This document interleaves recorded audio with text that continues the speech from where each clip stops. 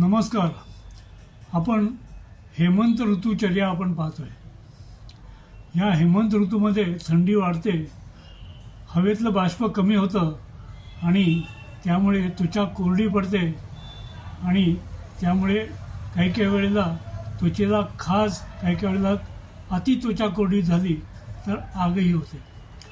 तळपायाला भेगा पडणं हे आपल्याला माहिती आहे, तो त्यातलाच प्रकार आहे. या सर्व गोष्टी होऊ नयेत यासाठीच खरं म्हणजे आपण अभ्यंग करत असतो आणि हे अभ्यंग आपली त्वचा आणि आपलं आरोग्य दोन्हीही स्वस्थ ठेवण्यासाठी मदत करत असतं.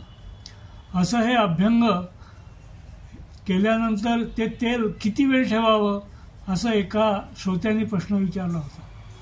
तर या प्रश्नाचं उत्तर खरं असं आहे की हे लावलेलं तेल काढण्यासाठी काहीच करायचं नसतं.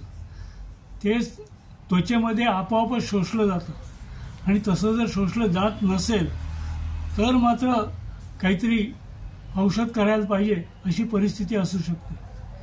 त्यामुळे त्वचेला तेल लावल्यानंतर वास्तविक पाहता व्यायाम करायला पाहिजे, ते तेल जिरवायला पाहिजे आणि आलेला जो घाम आहे किंवा त्वचेवर असलेला चिकटा काढण्यासाठी आपल्याला उद्वर्तन किंवा उठणं लावायचं असतं.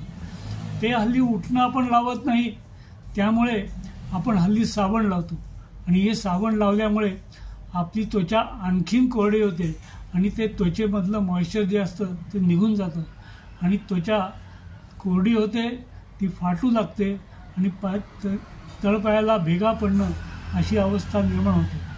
त्यामुळे थंडीमध्ये अभ्यंग करावं, तेल लावावं हे जेवढं सत्य आहे तेवढंच अनावश्यक साबणाचा वापर कमी करावा हेही उत्तम आहे आणि त्यामुळेच आपल्या त्वचेचं आणि आपलं आरोग्य अबाधित राहण्यासाठी मदत होते. बाकी ह्याच्या पुढच्या भागात पाहू.